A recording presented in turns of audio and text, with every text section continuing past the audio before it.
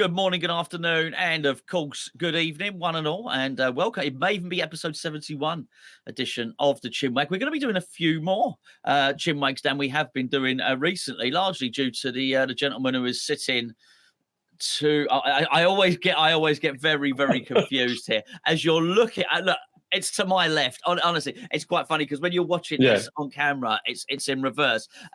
This is Enzo. I'm Gonzo. Welcome, my friends. Thank you very much. Thank you. It's great to be here. I was quite excited to get on, so thank you for having me. Not at all. We've been following your channel for a very long time. No, mate, listen, I really appreciate it. I really appreciate all the support that you've given it. And myself and Enzo have been chatting an awful lot more recently. And we thought we'd get him on here to do a Chinwag. And I think after Enzo, I'm going to get James on. I'm going to be doing a lot more Chinwags. But Enzo is going to be joining us as a regular feature, actually, to discuss certainly what's going on in the latest, it's just ever-changing world of pinball, isn't it? And certainly in terms of upcoming games and games that he's been playing, games he's been trying. But I think before we do any of that, and that's for future episodes, I think we need to really delve into your pinball journey, my friend, really, and discuss those fine machines that you got behind you. So where did it all start, pinball, for you? Interestingly enough, for me, I used to go to the arcades quite a bit. I was born in '84, so I'm just about to hit 40. But spent a lot of time in arcades playing things like your Ninja Turtles, your Simpson arcades, and then Dad used to always take us to because obviously he was a 1950s kid and loved pinballs and foosball tables. I think they're called foosball tables over there. I don't know. The twisty thing with a. Yeah, the billard. Well, actually in Italian we call them biliardi, but that's technically billards, which is something else. But so it was something that was always been around in what I did. I found it as a child quite frustrating. I don't have the fine motor skills that my 5-year-old and my 8-year-old have because they're unbelievable at pinball. But it was always around. And then you go to your local deli, you go to your local store down the road. We had suburbs and they were always quite communal type places and fish and chip shop. And so there was always around. And it wasn't really, I guess, till probably during COVID, because in Western Australia, where I'm from, we became a bit of a fortress where our Premier locked us down very heavily. Not only is Perth the most isolated city in the world naturally, but we became the most isolated place in the world during COVID. Why is it? Why is Perth naturally isolated? Well, we're on the opposite side of Australia. Everyone obviously thinks Australia. They think Sydney, Melbourne, Brisbane, Canberra. Yeah. Adelaide is in the middle, but Perth is the complete opposite side. So, for us to jump on a plane to go to Sydney, it's, depending on the wind, 4 to 5 hours. Yeah. Melbourne, 3 to 4 hours. So, we could drive for 4 hours and I'm in the middle of nowhere. So it's extremely isolated. And during COVID, it was even worse because the Premier really locked everything down. People couldn't fly interstate. It was basically, we became our own little world.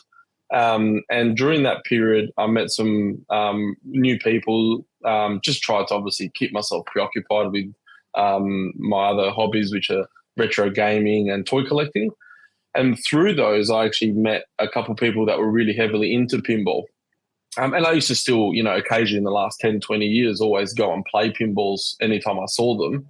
But I guess I hadn't you might play 1 or 2 games and walk away until you kind of really deep dive and it becomes this obsession of storytelling and, obviously trying to complete a game, which is something that I'm more about points than completing games, but, it's still storytelling and you don't actually realize that, until you kind of hit that switch hits. But yeah, basically that new circle of friends, there was a new arcade that had opened up. We didn't have one in Perth, which is, I've sent you some photos where we have some of the local tournaments. So, you just start playing and you start spending more time. And then I was like, I want to get the kids involved. And this is great, So there's a guy locally that hires them. So I hired Jurassic Park because my son's a huge dinosaur lover. and Ninja Turtle, because I'm a huge massive Ninja Turtle toy collection. And, we hired them for the school holidays for a week. And then I, rang the guy, said, can we keep them a bit longer because everyone's fallen in love with them? And then the following school holidays, we hired them again. And then the following school holidays. And, they're not cheap to hire. They're still over here. I think they work out to be, a couple of $100 a day to hire them. A day? Yeah, a day. Because the demand's huge here for hiring. This guy works 7 days, like nearly, 18-hour days. And there's only really him and I think a couple other people that do it. So, and then he, at one point I actually said to him, I said, I'm really into Stranger Things. I'd really like that, but you can't bring that home because I think the theme's a bit too full on for the kids. So he dropped it off at my office. And that was probably the worst thing he could have ever done because that game has so much character and so much personality, and it has a lot of nostalgia, with the music and that it feels like you're in the 80s playing it. And did it have the UV kit on it? It had the UV kit, yep. So when it goes the upside down, had the topper, it had a few other bits and bobs on it. It had the awesome upgraded what do you call it? Rod, which is the dice, the Dungeons and Dragon dice. And it was just like I remember playing it, and then like it was an hour later, and I was still playing it, and it just became this obsession. And I go back to the office the next day, and then I was like, "Can I keep it longer?" I actually ended up hiring it for over a week. Which I hope he gave you a discount for a week. Look, he did at that point because I'd hired machines for so long, and he's such a lovely man. And Joe, he's got a company over here called Kids Just Want to Have Fun. And he's actually the local Stern guy. He basically sells and hires. And it was just that. It was just one of those things where it just became this obsession. And at that point during COVID, the prices were just like ludicrous. You couldn't get a Stranger Things anyway. You couldn't really get much, actually. I think at that point in time, new stuff was things like, I think there was Avengers, there was Mandalorian. I can't remember what else he had, but that, like the prices at that point, I was like, I just can't spend that type of money. And then, again, just keep going to these catch-ups and these tournaments and, talking to more people. Met my friend Shane. Shane's a local guy here. He watches your channel too. Hello, Shane. Gone to his house, and he had them all lined up in a games room. And I walked in. It's very different. You go to a bar or an arcade and you see them all lined up. It's kind of, your brain kind of goes, "Oh, I expect that," right? Yeah. But when you walk into someone's house and they're all lined up, it's a very different experience. And it's kind of like, it has more wow factor. Sure. And I think it's probably the lower ceilings, and maybe when they're all lined up like this, that they just, they pop. And at that point, I kind of remember leaving Shane's and going, this is something I want to get into. And my personality is the worst for it, because when I start doing something, I go all in hard. Like, if it's like a passion, like I remember 2010, I was collecting Air Jordan sneakers, and I bought one, and then I had 100 by the end of the year. And I go through those phases. My personality tends to be a bit like that. So anyway, I had a room full of retro gaming and toys. And it was a room that we'd never really walked in. It wasn't anything that you could play with or touch. It was all display. And there's a lot of money sitting in that room. It's a collection, over 30 years. So I kind of looked at it, and I kind of went, I could repurpose a lot of this money. Right? So when you say toys, you said you had your turtle collection. What else did you have in the toys? Yeah, so vintage toys. So things like the old Mask toys, Toxic Avenger, WWF wrestling. They used to have the little Hasbro toys, Mighty Max, He-Man, like all that type of vintage stuff, right? And I had a lot of retro gaming, so a lot of, Nintendo, Super Nintendo, Nintendo 64, PlayStation, all that. And I, again, because of my personality, I was a bit of a shelf filler. So I was a little bit of a hoarder. I'd go to the shops and buy and fill. and it just became a little bit. It didn't mean anything. Kind of, it had no soul. I'd lost that. I don't know. It was just, I guess, when I think when you're influenced by something, as I was by Shane's, you kind of go, well, what am I doing? Because this stuff is great, but it's only great for me. I don't have a lot of people that come over, and it's a lot of stuff that like you don't want a lot of people to see, right? Because it's valuable. Yeah. And it's very. I mean, these are too, but if you can steal them, you probably deserve to take them. To be very honest, so it's a lot of effort to take one. So it was what's the word? I guess it was just a lifestyle change. I'm 40 years old. I thought maybe it's time to grow up a little bit, possibly not a lot, but just a little bit. And I obviously didn't have the money to buy pinball machines, but I had a lot of money sitting, in the bank, as I like to call it, the games room. And I look at a lot of this stuff, like the retro gaming, the toys, the pinballs. It's all assets. It's all stuff that goes up in value. Or in some pinballs, maybe they'll just sit. But if you ever had to get rid of them, you get rid of them. And I just feel there's more joy in them being here as opposed to the money sitting in my bank account. Because obviously you could sell all your toys and all your retro gaming and just bank the money, and maybe get a little bit of interest every year. But I just thought, no, you know what? I'm going to use the toy money to buy some new toys. You certainly have. Are all those yours behind you? Yeah, so basically, so it escalated very quickly because, again, my personality is a bit like that. Yeah, listen, there'll be people listening to this. You're in really good company. There'll be people who have, and I know people who have absolutely done this. So this is why I want to get this story out now before we go on and just discuss the things that are out there. Because, honestly, it's a journey for so many people. And I know people, funny enough, Ant, who we do the restorations with, I couldn't remember what toys he had, but maybe Star Wars toys and things like that. He did exactly the same. He sold his toy collection and sort of got into pinball. And I know that, not to that extent, your extent, but I used to have loads of Lord of the Rings, Sideshow, Weta, statues, that sort of thing. I had loads of them. And I think the thing is, the difference between that and pinball is you just end up collecting them. And I think at the end of it, was I spending any time looking at them? No, I didn't. I had to have them.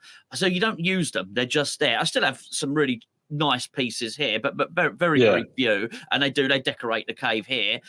But I think with a pinball machine is you're playing it and you're using it. And you talk about the depreciation in value. I had Spencer here last night playing Legends of Valhalla. We were talking about, sort of assets and stuff. We were just saying, you could go and buy a set of golf clubs for £1,000, but almost immediately that set of golf clubs, if you bought it new, is probably worth £200. So and then in 10 years' time, they're probably worth £50. And it's one of the few things I think pinball, you could buy something you're actively going to use. You're going to put miles on the clock on it, and you know what? Yeah, okay, you might lose a few £100, but generally your money's relatively safe with it. You're going to get a big chunk of your money back. So so what was your first purchase then? So what had actually happened, we got Jurassic Park, right? Was because obviously that was a priority because my son was just loved the game, and if I knew that if I bought anything, he'd go, when are we getting Jurassic Park? So I thought, we'll just get Jurassic Park first. And that was great because I bought that through a guy that I knew who was actually in a bar here in Perth, and it wasn't really getting played because the bar was new and it wasn't doing that well. And it's only a pro, which I was happy about because the premium, I found the T-Rex, even though I know you can turn it off, but the T-Rex throwing the ball and a couple other things that just slowed the game down. And it wasn't enough for me to kind of go, Raptor Cage and T-Rex to hunt and spend another, $3,000, $4,000, $5,000 on the premium version.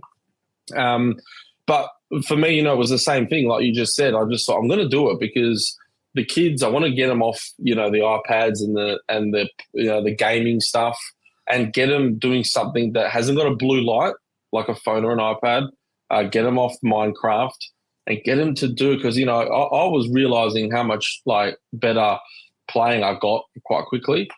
And sure enough, like, the room we're sitting in was full of toys that we never walked in. And we had one pinball machine that we used more in a month than any time that I had that room full of toys and games for, a decade. Yeah. And to me, that at that point there, I knew, this is going to escalate quickly. And then, I got Mandalorian off the same guy, actually. What, from that bar? And then no, he had it somewhere else. But again, very low plays. And I think you got your back. Yeah, I'm all right. Yeah, I've got a dodgy lead on my camera. No, and look, and at that point, I thought, it's good. I had 2 secondhand ones, but I like the whole idea of getting something new and the unboxing and the experience of that. So then we bought Godzilla brand new, Foo Fighters brand new, and next to me here, which you can't see, is James Bond. But to step it back, which I actually forgot to mention, because I was going through the whole toy and I had a massive Ninja Turtle toy collection from the vintage, I actually did get a original Ninja Turtle pinball machine from 1993. Yeah. Which was technically, that I would say is actually the first machine, but I bought it more to put into the toy room as a, I guess, a complement, addition to the Ninja Turtle collection.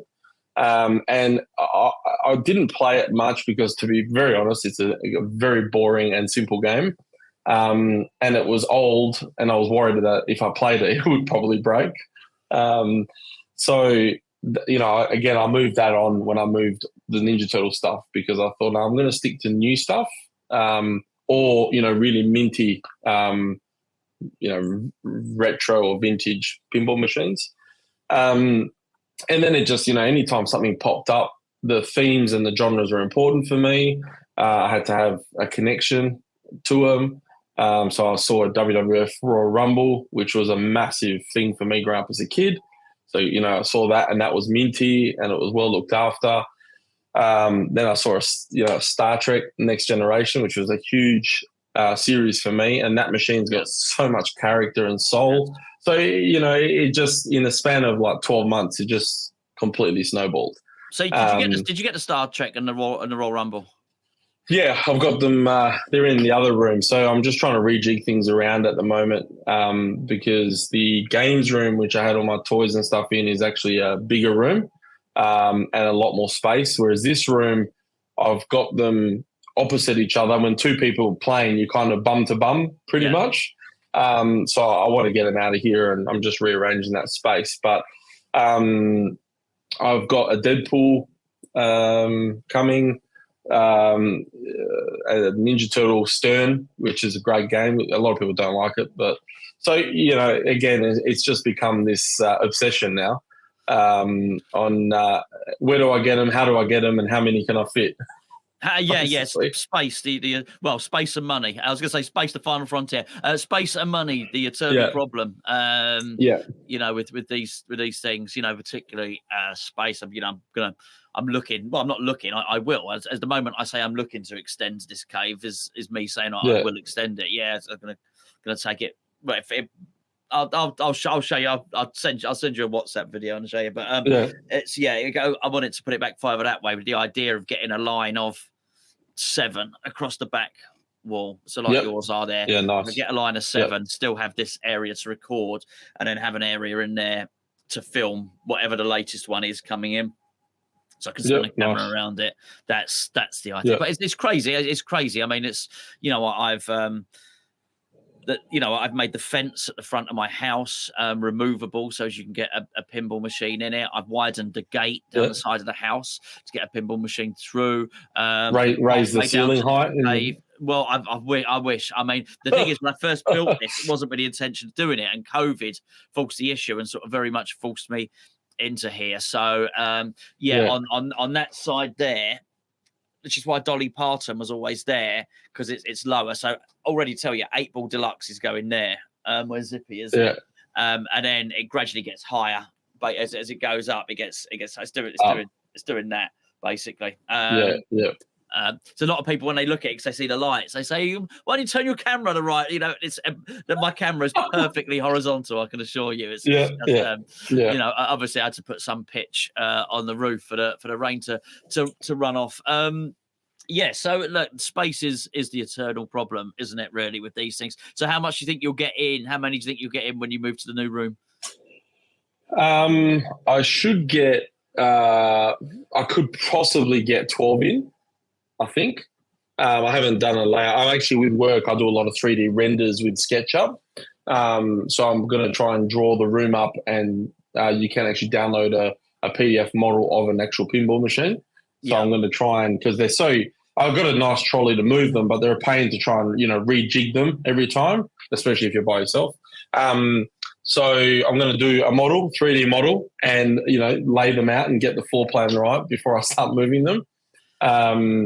But yeah, look, I think I'll get 12 with a good space in the middle. But it really shows you how much crap I had in the other room, because all of it's been funded from the sale of the games and the toy collection, and to be honest, I'm a bit impatient, right? So I offered a lot of the stuff to stores here in Australia that will take my stuff on as stock, but to do that, you need to take a little hit, right? Because obviously they're going to make money. So I don't like selling stuff. I hate trying to deal with the general public, wanting something that's $100 for $20. Yeah, I just don't have the patience for it. So it's been an awesome journey, and I think a lot of it, between that period of COVID and then playing a machine and wanting to learn about it, you jump on YouTube, and I really hated the whole above camera setup and all the angles. the streaming setup. Yeah. It's good. So then I was like, rules. It's great for learning rules. It is. But if you want to buy a machine, it doesn't really show you anything. It doesn't show you the side of the cabinet and the camera and to see where the ramps are and all that sort of thing.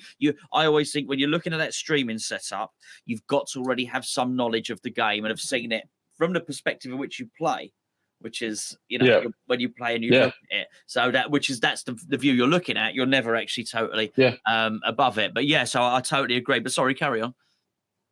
No. So for me, YouTube, I was like, okay, well, it's got to be more out there. So I started searching. I came across a channel in the US, and then I came across obviously your channel. What channel, about 2 years. In the US? The US is straight down the middle. Yeah, of course, yeah, very. Yeah. So and it was interesting because their picture quality and their sound was pretty average in the early days. But they did, they had any machine you looked up, they'd reviewed. Yeah. And they've got that little score system that they do with theme and artwork, and that's pretty cool. So they go quite deep, very personally opinionated, obviously, because they've, and it's good to see the two boys have different. One will give an A and the other one will give a C. Yeah. But then, I stumbled across your channel, and, your camera, your sound, the way you display it, without sounding corny, your voice is very therapeutic. There you go. With the accent.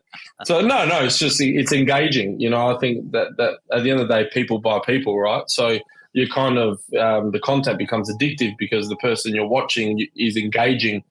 And I get it with our YouTube channel because we've got a cinema business, and a lot of our regulars will say, "When's Enzo doing the next video?"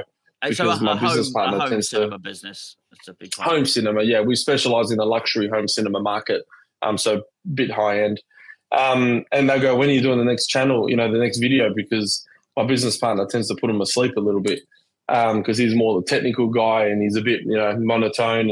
And I think the real popular YouTube channels will always be popular because they are the characters, the people are bubbly, you can relate to them, you feel like you know them. So, I got that more, off your channel. To be honest, I don't really watch any other channel because you just kind of get used to that person, and it's just how it is. It's just you naturally gravitate to something. I had that with Todd. I had that with Todd TNT, Todd Tucky.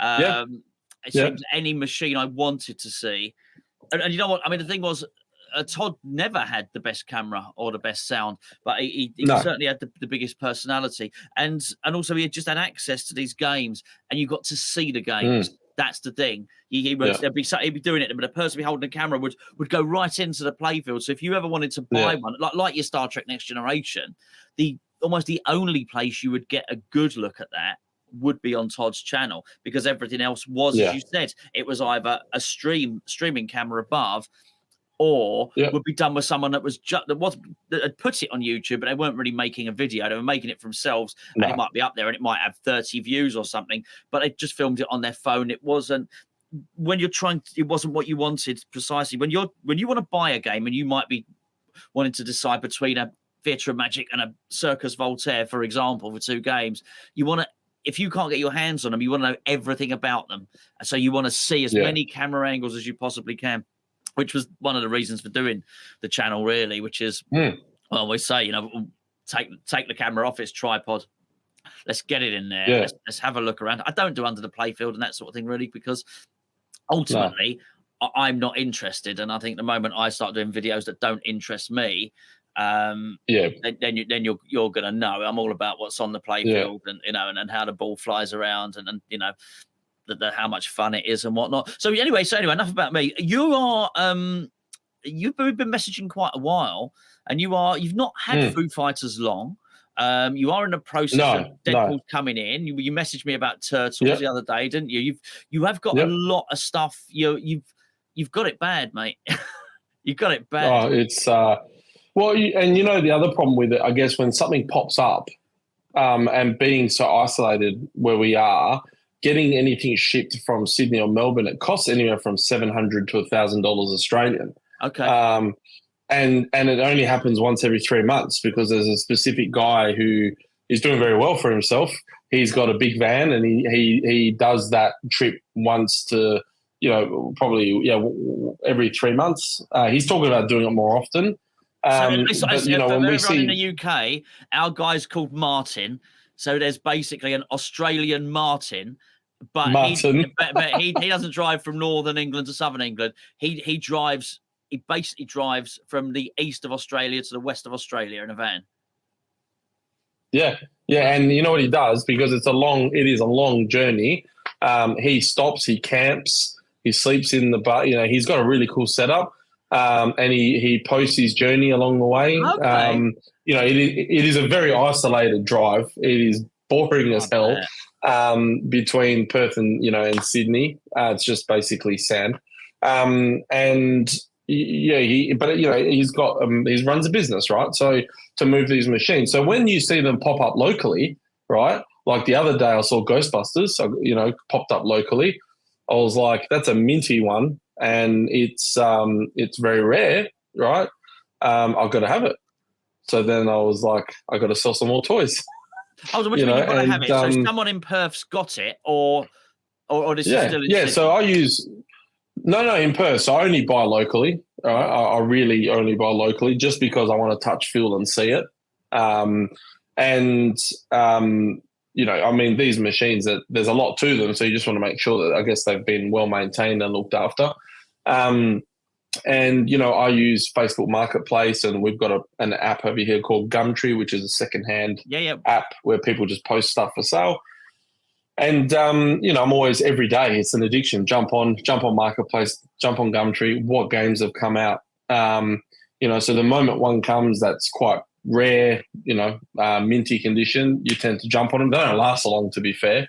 I saw Ghostbusters pop up the other day, and it's a theme that was important in my childhood. I remember going and seeing the film. I remember watching it 100 times at home on a VHS tape, and played the game and quite enjoyed it. I know it gets cops a bit of criticism, but again, it's a personal hobby, right? Very subjective. Oh, for sure. It's very subjective. So, for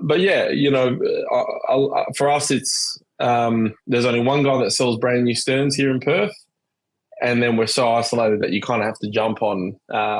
And the community is pretty big here in Perth, I must admit. That was going to be my next question. So how big is Perth? What's the population of Perth anyway? Perth City is about 2 million, I think, overall in the whole state, because it's quite a big state. I think it's about 5 million in the whole state. I could be wrong. Don't quote me. Okay. But in the pinball community, there's in relation that the hobby is quite niche as a hobby, and the population is quite small. We've got a pretty big festival once a year that happens, and there's a lot of people that go through it. Next year is going to be even bigger again, because they're hosting all the the Australian tournament championships are being hosted at our festival, which is this. Actually, I had a little coaster, West Coast Pinball Festival. Yeah. That's a good logo. Which is going to be big next year. This one had the Avengers launch when they did that. But so and in that hobby, everyone, there's always someone wanting to move something, someone wants to trade something. A couple of the guys even just lend machines to each other. Someone wants to borrow Avengers or someone wants to borrow something. They don't necessarily have to buy it. Again, I've collected a lot of things in my time, and I must admit the pinball community is probably the nicest out of all of them. Yeah. And don't get me wrong, every community has its black sheep, but I really have struggled to come across any in the pinball community. Everyone's so helpful. You go to tournaments and do you know this game? This is how you get the skill shot. This is the story. This is how it works. So really friendly community. And that's what makes it even more enjoyable. It is. I mean, and certainly the UK is exactly the same. So many helpful people, so many kind people who will go out of their way to help you. And it's always, I've always found it a little bit of a shock sometimes when I go onto Pinside, for instance, because people, if you've ever been on it, people can be quite nasty to one another on there. So whereas I actually, when I thought about it, I thought, you know what? I think that perhaps the country's so vast, and I know Australia's vast, but if you look at your isolated community, if you play pinball in Perth, you're probably going to bump into those people. At clubs, at events, at tournaments or whatever it is. And I just used to. My theory is people suck, right? So you're always going to get those people. You just can't. There's always going to be negative people. You will, but if they know they're going to bump into you, then they're probably not going to do it. And I think sometimes in the States it's so vast. So somebody in in northern USA compared to somebody down in Texas, that they can probably have a go at each other, safe in the knowledge that they're never ever going to meet. So it's I think true. It's harder to build. Well, obviously, it's much bigger in the States, but it's hard to build that close community. Whereas in the UK, we're all going to see each other at Pinfest. We'll all see each other numerous times during the year. You get to know each other. It's just it's very nice, a very, very lovely community. And I'm don't get me wrong, I'm sure in Chicago, and you've got these pockets, and almost like you've got it in Perth. There's pockets of really good communities in the States. But I just look at Pinside sometimes, I think, wow, they're so rude and talk to each other sometimes in a way they'd never do if they were face to face with somebody. It's just. I mean, but we've got it, exactly the same over here. We've got it, really, really nice, and people can't do anything for you. And it is a small community, and you do end up, everybody knows one another. And in fact, I would say it's because we've got Gumtree over here, and again, Facebook Marketplace and eBay and everything else. It's probably more rare if a pinball machine comes up and nobody knows who's selling it. That's more rare. Whose it is. Yeah, that's most of the time. That's Dave's machine, or that's Harry's machine. And that used to belong to, before Dave used to belong to Harry, and it used to belong to Steve before that. That's my old fishtails. Yeah, absolutely. Yeah. It's got, it's mine because there's a mark under the right side of the leg, and No, we get that over here too. But you made a really valid point, because we have a little Facebook page. It's an Australian pinball thing. And because it's not a big community, you're right. There's not much negativity in the comment section, because I think people know that it's so small, wheeling and dealing, or we may bump into each other. Whereas in these forums, which are a global forum, they're probably never going to bump into you. So there's a lot more keyboard warriors that are happy to criticize you for the dumbest thing, or even just laugh at something you post. So, but you get that in any hobby. I mean, you get that in anything. So. But yeah, look, I mean, for me, when we started getting more and more machines in, and the kids were in there every day, and then my wife was in there because my wife wasn't a gamer, wasn't interested. I don't think she ever walked into my games room, probably like once or twice in like years. And it's a therapeutic thing too, right? So she's a teacher. So she teaches English. She works 40, 50 hours a week, and then comes home and has to mark, 5 classes, 30 minutes of paper. There's another 30, 40 hours. So for her, it's quite a therapeutic thing. And she's got that, luck where she just rocks up to a machine, plays, and gets like 400 million points without even trying. But she really enjoys it. And I remember we had 2 or 3 and stepping back, and we were all in the room together, and we were all playing, and the kids were, and at that point I knew I had made the right decision. And then obviously, once you've got the whole family on board, the world's your oyster, right? I think that's, do you know what? You can just keep buying. Something we've not discussed actually on this channel as yet. You've got it. A really great point. There's been times when I've been in here, and I mean, I've only got one machine in here at the moment, which is Legends of Valhalla. I've got in the house, I've got Theatre of Magic. It's totally my choice. I've got stuff out on rent, stuff out on loan, and I've got other stuff coming in very soon. Hopefully, got Elton John coming in possibly as early as next week. Nice. But there were times when I've had kids in here. I've got 4 kids. Well, I say kid, one of them's 19 now, but I've had 3 of the 4 kids in here, and I've been in here, and everyone's playing a game, and it's great. And you look around and think, this is brilliant. This is absolutely brilliant. And there's or your friends round or something like that. Yeah. And even anything that's going to get those kids out of the bedroom. Yeah. But you know what? It's not just that. I mean, I remember my old man was here once, and he'd been working up in London. He was driving back from London. I'm sort of on the way back to where he lives on the south coast, and he came through. He said, "Oh, do you mind if I stop off and sort of have a sleep? Take grab 40 winks on your sofa and have a cup of tea and whatnot." I said, "Yeah, come through." But I wasn't going to be in, so I said, "Look, I've left the key out for you." And he phoned me up. He said, "Anyway, I can get into your cave and play some of this pinball." I said, yeah. I told him where the key was, and I came back. And he was not in a house. The house was, came in. It was Champion Pub. He's playing on Champion Pub. He's going, "I've got to get to that." So we do, and he said, "I've beaten 2 guys. I've got to win this 3rd fight." And he kept on going at it and kept on playing. I think it's really nice when people can share your enthusiasm for the hobby. And I never say no to anybody that wants to play pinball. They are, I'll switch them on for anyone who really will. And that's the other thing, right? Like with video games, you got to turn it on, turn the TV on, turn the cinema on if you've got a cinema or a sound bar. Then you got to wait for it to load. Then you've got to it's a long process, with a game. Whereas with a pinball, you flick a switch, it's on in a couple of minutes. The kids play, you shut it off. And it's easier and it's much quicker, and anyone can walk up to it. My dad struggles to play. Back in the day, he was very good at Nintendo, but struggles to play PlayStation 5 because he's in his 60s and just doesn't have.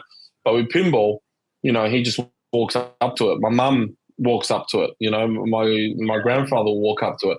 So anyone can do it. And I think that to me is important because then it's a very long-term investment as well then, right? That's the thing. So I'm just amazed how much of your life, not mine, ours, all of us people watch this, how much it takes over your life. We just had a really big a real big lottery jackpot over here was last night. I don't think I've won. There's like 170 million.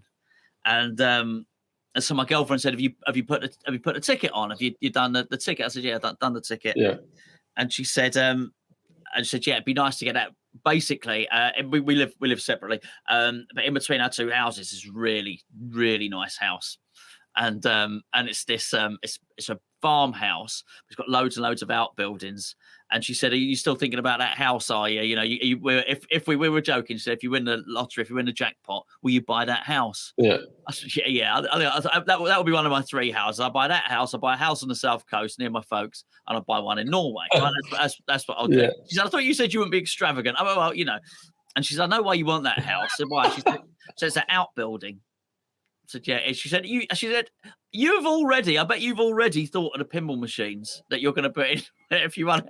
I said, I have. And it's funny, you know, and I'm always thinking about pinball, always thinking about what machine comes next, what I can do. And like doing the videos, as I do love filming pinball machines. I love uploading the videos. I love reading the comments and, you know, and then do it. And then, right, okay, let's get ready for another video. It's hard because obviously, you know, you've got to work and you've got to do everything else around it. You've got family time. But if you can incorporate it, it's amazing how big a part of your life pinball becomes.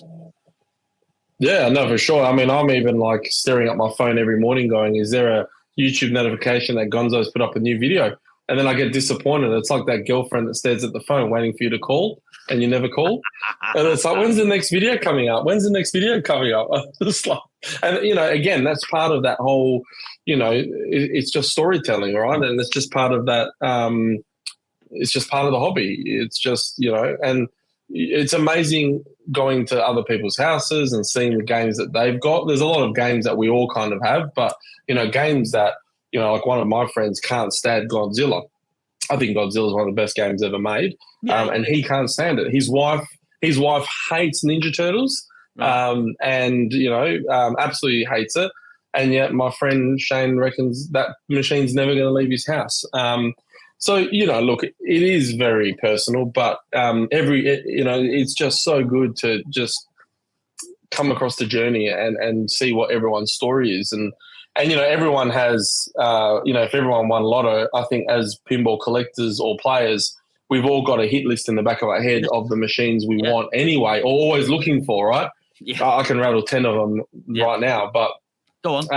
So I think it's very, very easy. Make Getaway, Addams Family, Twilight Zone, Demolition Man, the Iron Maiden, Judge Dredd. I really like Judge Dredd. So the list is just, you know, and then again, it's just space and money, right? So, but it's just one of those things that it is, you live and breathe it, you know, you do live and breathe it. I go to work and it's in the back of my mind. You know, again, you check your phone. Is any come up for sale? You know, then you look at the ones you've got and you kind of like, at the moment I'm toying with Avengers going, it's the one that doesn't get played the most because it is a hard game and deep and not a lot of people like it. But you know, it's an important theme. You know, you did the video recently about theme being important. You know, it was a huge part of my childhood, Avengers, Marvel, comics and all that type of stuff, and really enjoyed the movies in the last decade. And I kind of don't really want it to go. But at the same time, it just doesn't really get played, you know, and it's 10, 12 grand sitting there. That's how you know. See, I know. Yeah. Where I've got what I have, there's nothing I want to sell, and there's nothing is up for grabs. And I can't look at anything now and think that's going. The only one, and I've already agreed to sell it, is my Godzilla. Funnily enough, and not because I hate it. Far from it. But it's a wonderful game, and you know, there's still more mods coming out for it. My mate Davey Stumbler, who's from Australia himself. He's got another mod coming out soon. My mate John has got a mod. I just bought last night off Stumbler.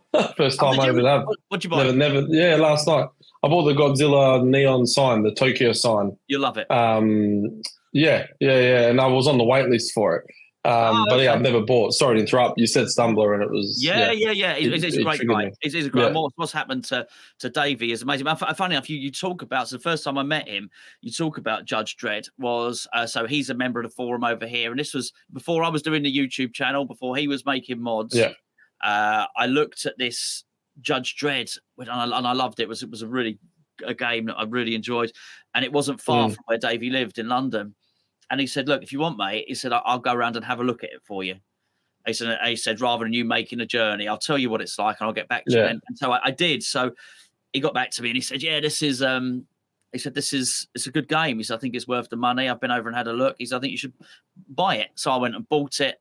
And then I went over and collected it. And on my on the way back from collecting it, I went over to Davey to say thank you. That was the first time I met him. Went to his house. So yeah, he said what's happened to him is amazing.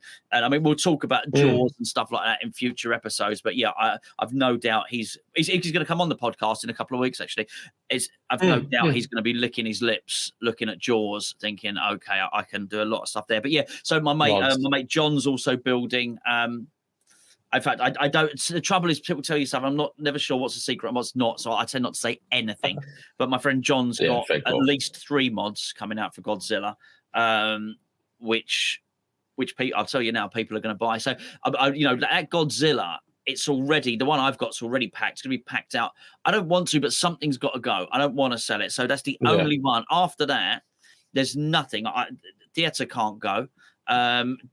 Lebowski's not going anywhere. Deadpool's not going anywhere.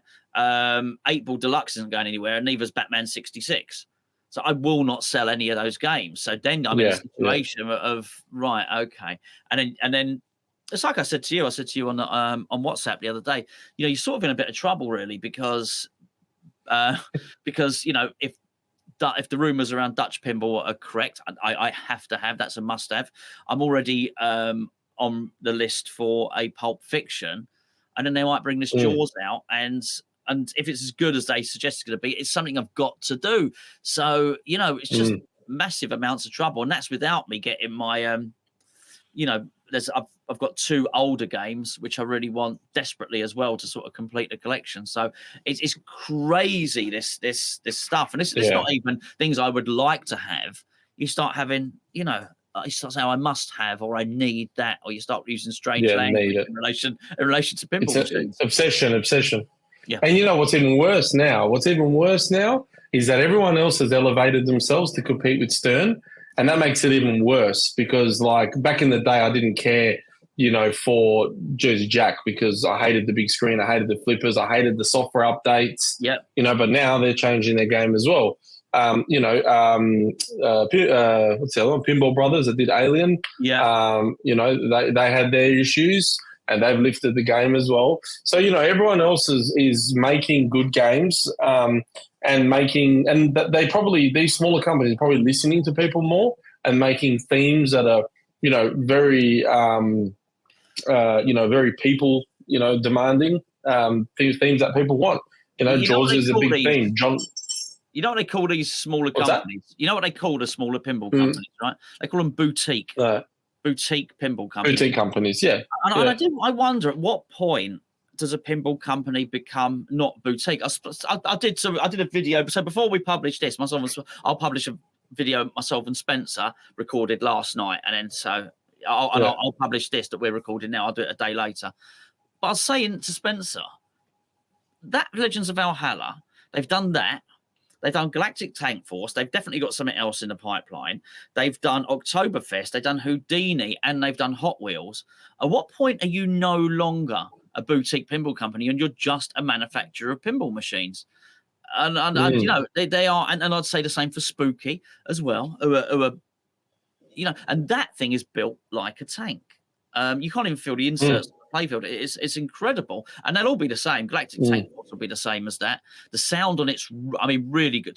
In fact, so bassy that I probably can't play that late at night in here because I'm sort of quite close to other people's houses at the bottom of my garden. So it's got a crazy amount of bass in it, and there are, as you say, viable alternatives now to Stern. A lot, and the companies we've missed out as well. They've got the Barrels of Fun who have done Labyrinth, of course. Of course, they're still boutique. They've done one game. Yeah. But as I say, once you get to the point, once you've produced 5 odd games, or you've been producing pinball machines for 5 years or 10 years, are you any longer boutique? You're just a pinball. Well, I guess how many does Stern bring out a year? Brand new games, 2 or 3 brand new ones. Yeah, if that. And then they obviously pump out with this new factory they've got. They're obviously going to rehash Stranger Things is coming out again. Guardians of the Galaxy is coming out again in the Pro version. So, they're keeping it. There's a demand there for them. But I think, as soon as a manufacturer's making 1 or 2 pinballs and they've been doing it for years, I personally don't think they're considered boutique. But, it's not something that you can bring out a new machine every month, So even Stern isn't bringing out one every month. So brand new titles. But, do you think they but yeah, Sorry? Do you think they can all survive, all these companies? No, look, genuinely, I think they can't. I think eventually COVID probably gave everyone a good boost, and now they're all reinvesting, and now they're all bringing out machines. But COVID's, it's around, but it's not around anymore. And I think what we'll see now in the next year or so is what separates the boys and the men. And I think you'll see, I don't think they'll close down, but I think you'll probably see them disappear in the background because the community as small as, the hobby as niche as it is, even if you took the whole world of pinball and looked at the population, I know people have different, like for me, I would never buy a machine that's not a theme that I know or I was connected to. Like a generic machine, I would never buy because it's just, I'd get bored, right? Like I wouldn't buy just if someone made a poker machine or the billiard machine or whiplash, it just doesn't do it for me. So I think, there are maybe enough people to support 3/4 of them, but I do think we'll probably see some eventually fall off or maybe merge, with each other to kind of, uplift each other. But yeah, I don't think they can all survive in the space. I don't think the population's big enough, personally. No, I mean, particularly if it looks like, CGC have been relatively inactive. It's certainly taken them a long time to get the cactuses out, but Pulp Fiction coming out. They've been working with Raw Thrills on that. Looks like there might be something else coming from them as well as they're going to sort of rehash some of their remakes like Medieval Madness and Monster Bash and stuff like that. Titles like that get people interested. There's absolutely no doubt about it. And there's a lot of rumors of machines being redone because of the popularity. Ghostbusters apparently is another one. There's talk of it coming out again. If they were going to do that, if they were going to do it, they'd have to do it Spike 2. They were going to do it Spike 2. They want to try and get some movie assets, don't they? And I think that might really help the game, Yeah. I can imagine the agreements are there. Why not? Why not just elevate what it swings and it's just a massive circle, right? Pick up the stuff that you did already and make them bigger and better. Although there's rumors of things like John Wick. I'd love to see a John Wick machine. I love the movies. What do you call it? Alien was great when that came out because that ticked all the boxes. Yeah, for me. Special. Yeah. So, I think there is definitely something for everybody. There's no doubt about it. But I think Stern definitely, as you can see, is the industry leader. Obviously, just the accessories alone is a massive business in itself. So, it is. Yeah. I think it's going to take a lot to really, compete with them. But there is space. There's no doubt about it. There's definitely space for a majority of them. That's for sure. Yeah, absolutely. Before we finish up, because we can discuss all this stuff on another day. I'll say it now because I keep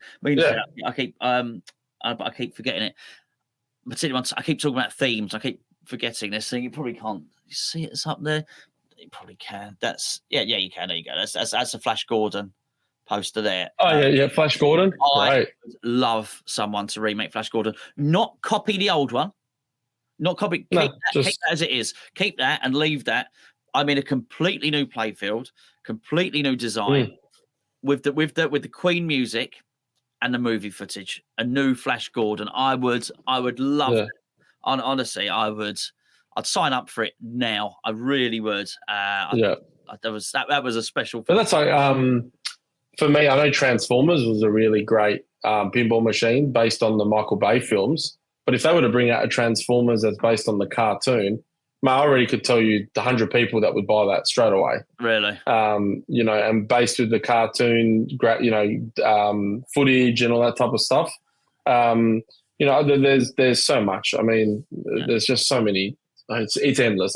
We can rattle off so many themes and so many genres. There hasn't been a basketball one for a long time, the soccer one, a new wrestling one.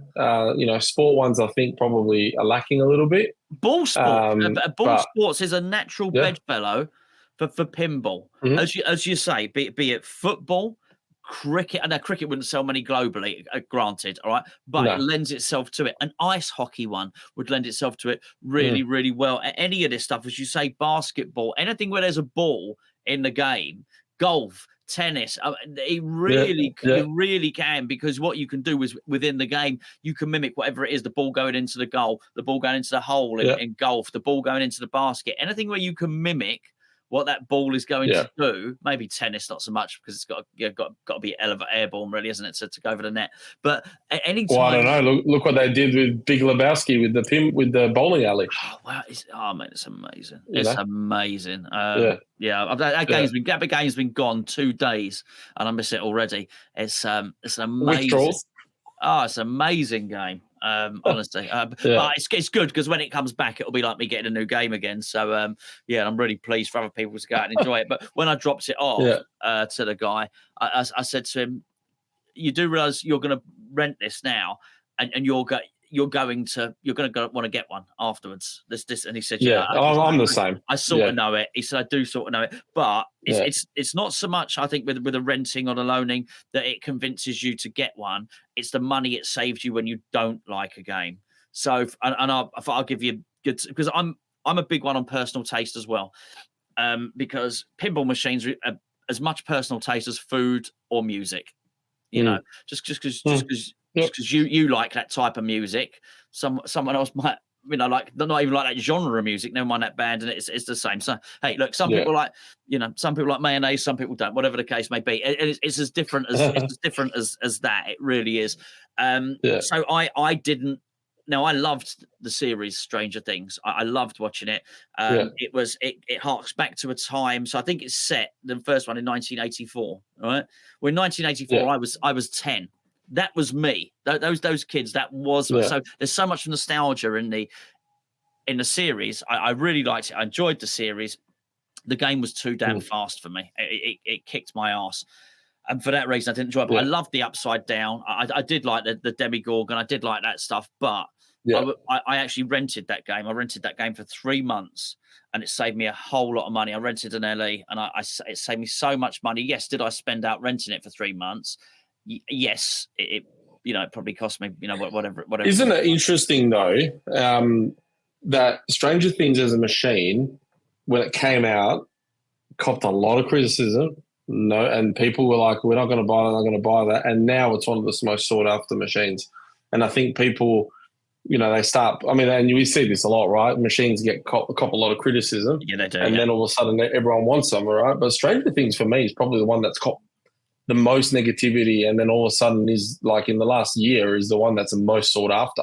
I mean, enough for Stern to redo them, right?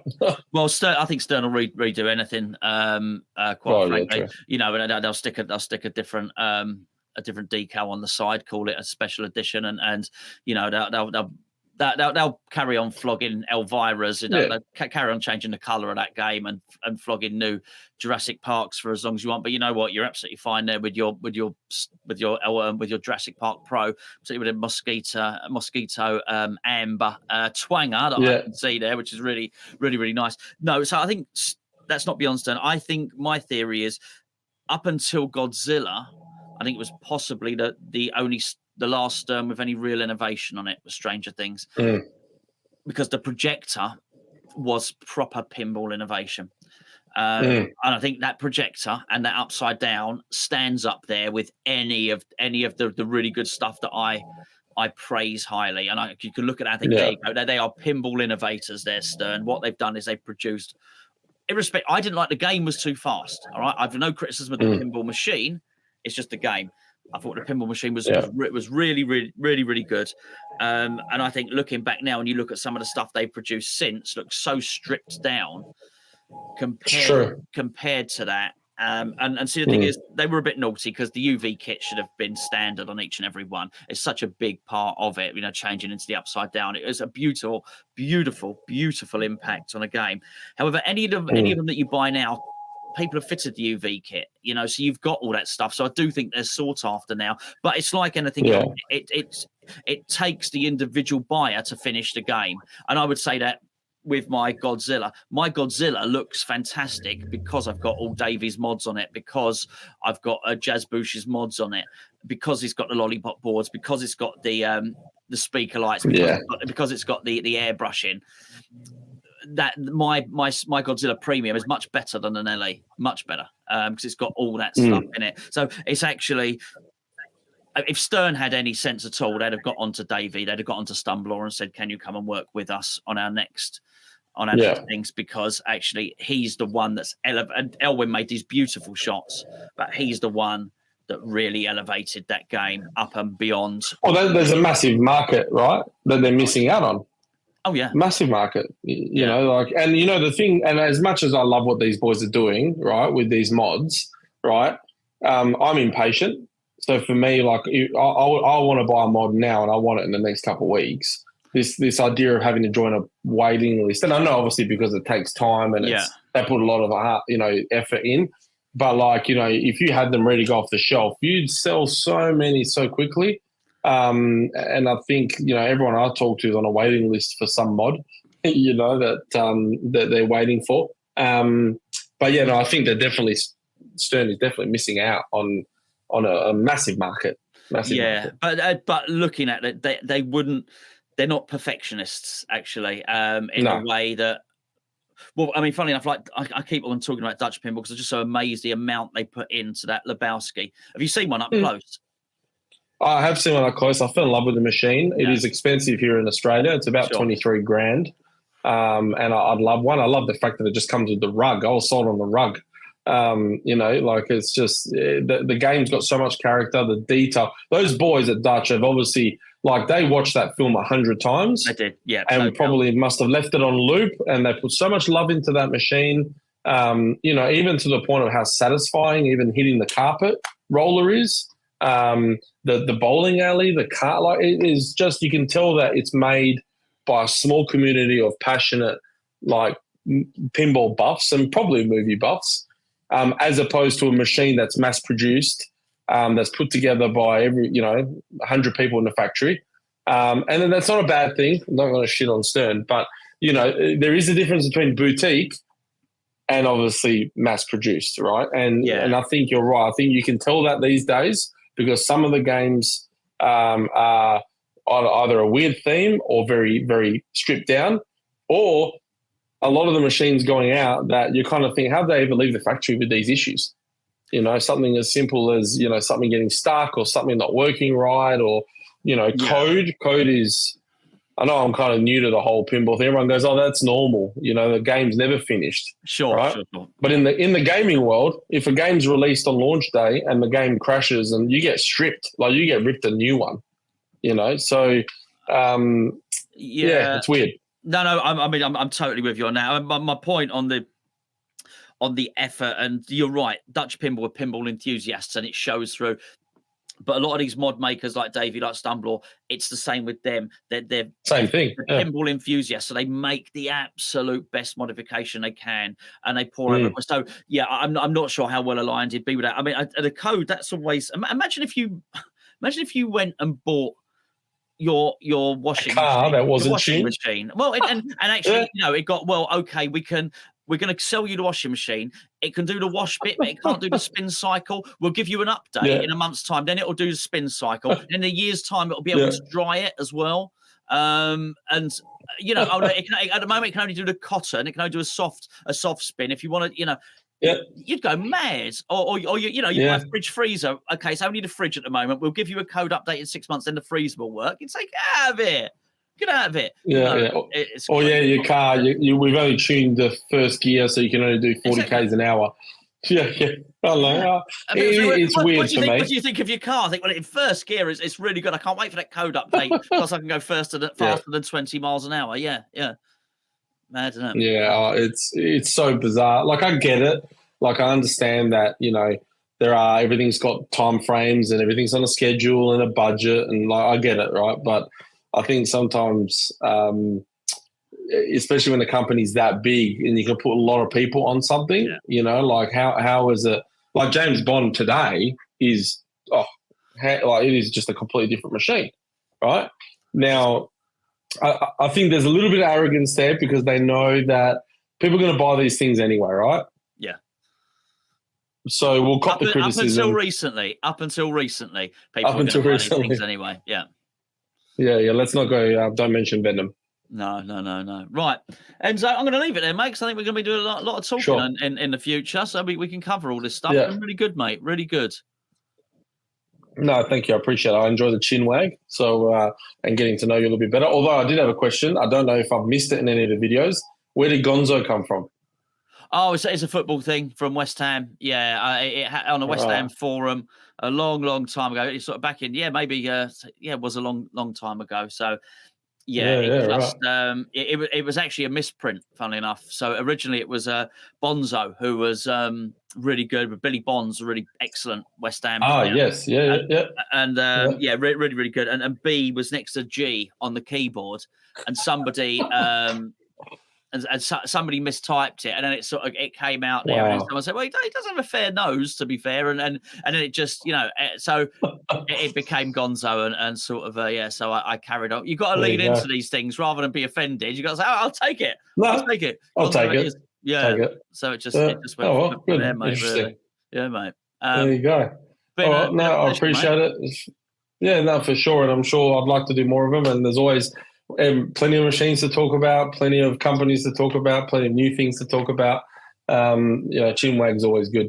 No, it is. Well, we don't have anything else in the pinball world. We don't have a TV station, do we? So we can't watch pinball on TV. So we all we can do is really have a chat amongst mates about it and get out and play. Right. Well, listen, we're going to say goodbye now. Enzo will be back. I'll be back. And, thank you. Keep tuning in. Keep subscribing, doing all that good stuff. Really appreciate it. Can't thank you enough how much the channel's certainly been growing over the last couple of years. We think it's absolutely brilliant. Cheers, guys. I'll catch up with you very soon.